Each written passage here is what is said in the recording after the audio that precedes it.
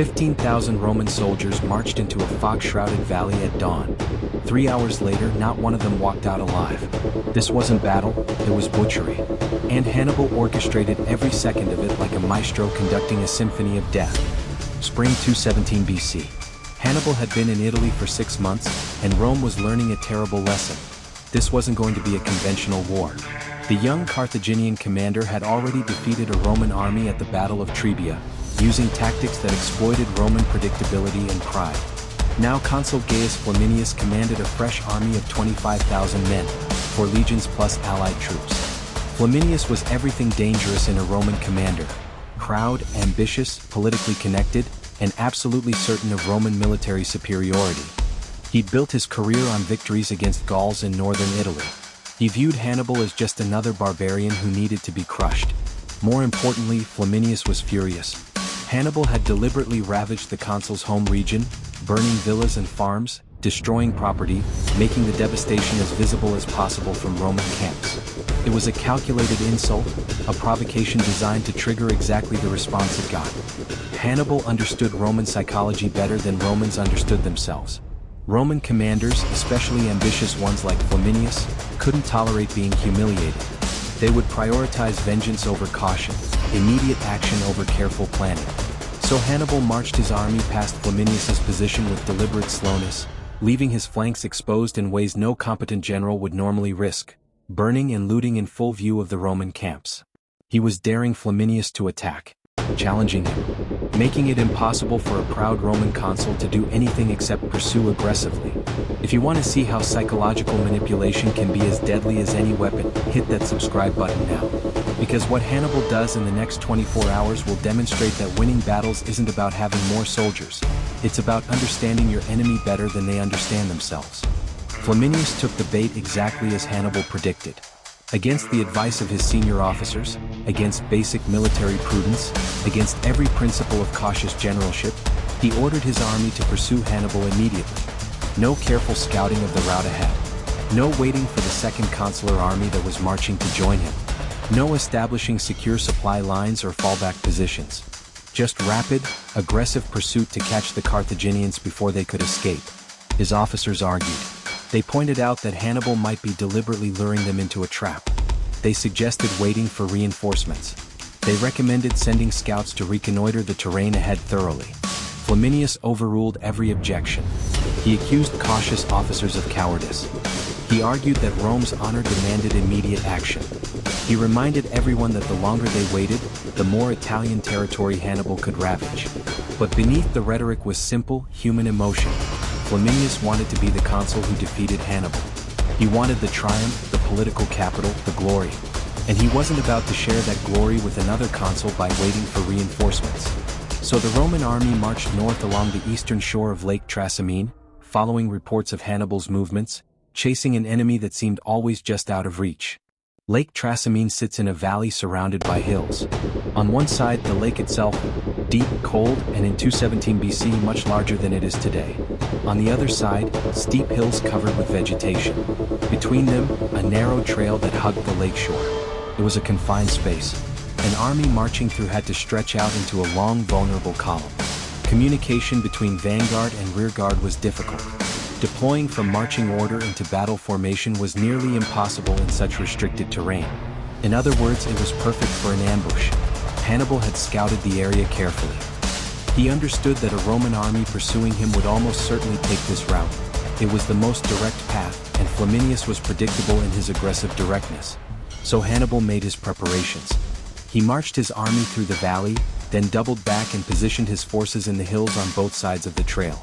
Numidian cavalry waited near the entrance to the valley. Spanish and Gallic infantry concealed themselves in the vegetation on the hillsides. His most disciplined African troops he positioned at strategic points where they could block retreat. Then he waited. All night, his troops maintained absolute silence in their hidden positions while the Roman army made camp a few miles away, completely unaware of the trap that had been set. Dawn broke foggy. The early morning mist rising from Lake Trasimene was thick enough that visibility dropped to almost nothing. You could barely see a few meters ahead. For the Romans, it was an inconvenience. For Hannibal, it was a gift from the gods. Flaminius's army broke camp and began marching just after dawn. They were eager to catch Hannibal, confident in their superior numbers, certain that today they would bring the Carthaginian to battle and destroy him. The Roman vanguard entered the valley first, perhaps 6,000 men. Behind them, the main body of the army stretched out in a column that would extend for miles once fully committed to the narrow trail. The rearguard wouldn't enter the valley for an hour or more after the vanguard had passed through. Hannibal watched from the hills as the Romans marched into his trap.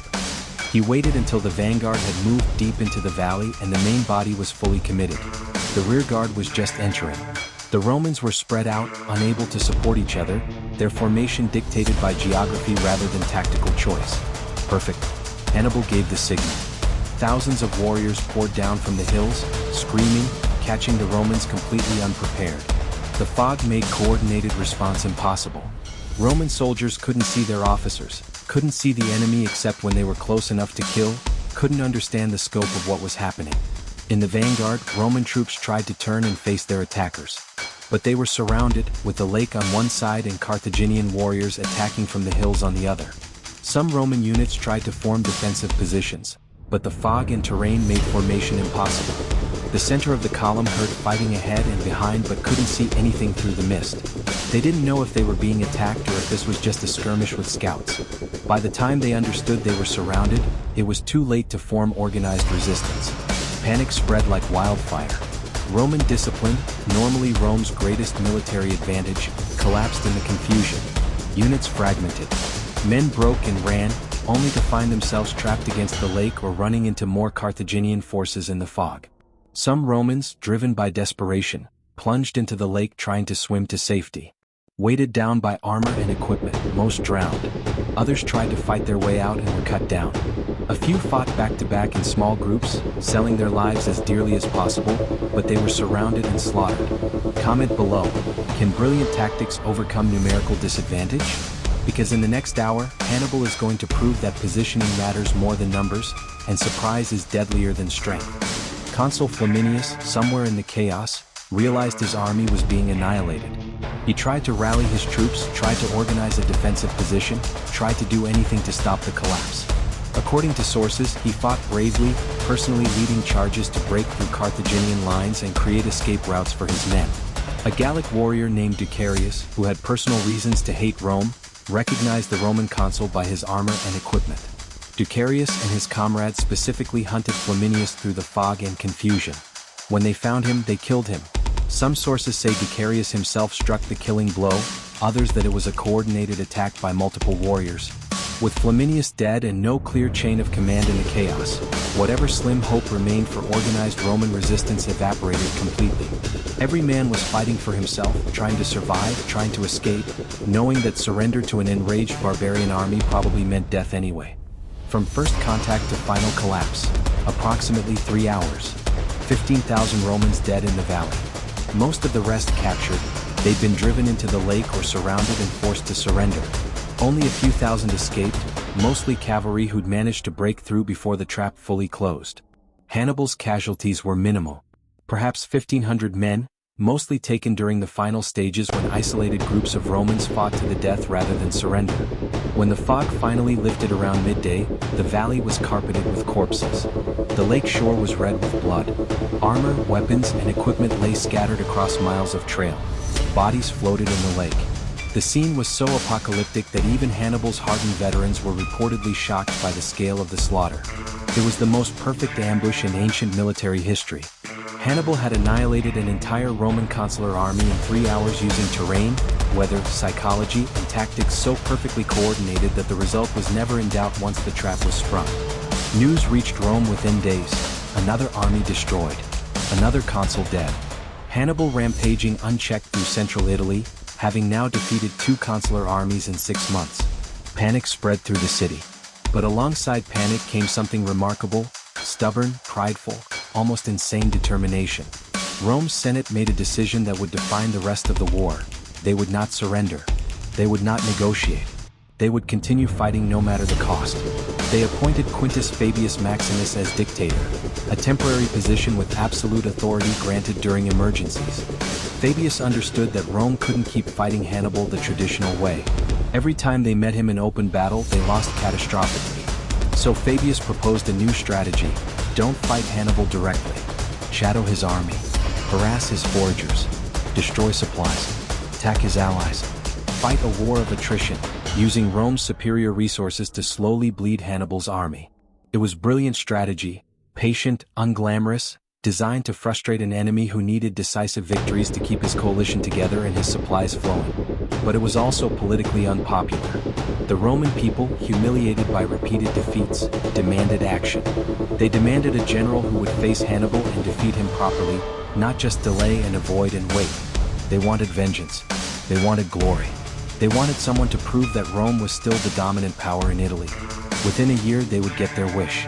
And the result would be the worst single day in Roman military history. Rome abandoned Fabius's cautious strategy and assembled the largest army in their history.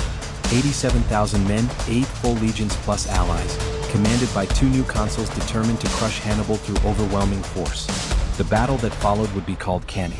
Military historians 2,000 years later would still teach it as the perfect example of tactical genius. On August 2, 216 BC, in the space of a few hours, 70,000 Roman soldiers would die. And Hannibal would prove that his victories weren't luck or circumstance. They were the result of a military mind so brilliant that even Rome's best efforts to counter him would only make his triumph more complete.